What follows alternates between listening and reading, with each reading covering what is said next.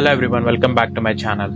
ఈరోజు మన ఛానల్లో one of the India's most controversial and dramatic characters Vijay Mallya గురించి మాట్లాడుకుందాం. Once king of good times, కానీ ఇప్పుడు ఫ్యూజిటివ్ అని పిలుస్తున్నారు. 2025లో మాల్యా స్టోరీలో ఒక shocking twist. Viral podcast interview. Vijay Mallya United Breweries chairman Victor Mallya's son, అంబోయెంట్ business man, luxury lifestyle. Kingfisher airlines start చేశాడు 2005లో. India's first premium airline. Parties, IPL team RCB, formula 1 team. Mallya అంటే గ్లామర్, బట్ ఎయిర్లైన్ కొలాప్స్ అయింది. Financial mismanagement and high fuel prices and bad decisions. Thousands of employees were unpaid and banks ki huge losses. 2012లో Kingfisher airlines shut down అయింది.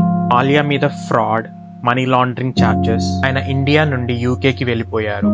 Over night villain అయ్యారు. India government extradition try చేసింది. మాల్యా మీద 9,000 crore rupees fraud charges. ఆయన ఏమని చెప్పారంటే, నేను పారిపోలేదు, నేను ప్రీ స్కెడ్యూల్డ్ విజిట్ కి వెళ్ళాను. కానీ కోర్ట్స్ అండ్ బ్యాంక్స్ ఆయనని విల్ఫుల్ డిఫాల్టర్ అని లేబుల్ చేశారు.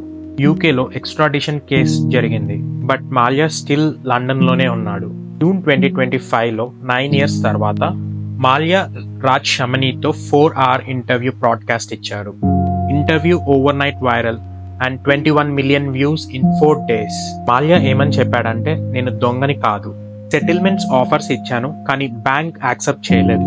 అండ్ కింగ్ ఫిషర్ ఎంప్లాయీస్ కి కూడా అపాలజీ ఇచ్చారు. అండ్ రిటర్న్ టు ఇండియా గురించి మాట్లాడాడు. I get a fair trial and dignity, I'll think about it. Interview social మీడియాలో స్టార్మ్ క్రియేట్ చేసింది. సపోర్టర్స్, క్రిటిక్స్ అండ్ నాస్టాల్జియా అన్నీ కలిసాయి. Mallya's old RCB photos, parties, memes అన్ని వైరల్ అయ్యాయి. ఈ story is ambition, glamour, downfall and maybe redemption. మీ opinion ఏంటి? మాల్యాని సపోర్ట్ చేస్తున్నారా లేదా విలన్ అనుకుంటున్నారా? కామెంట్స్ లో షేర్ చేయండి.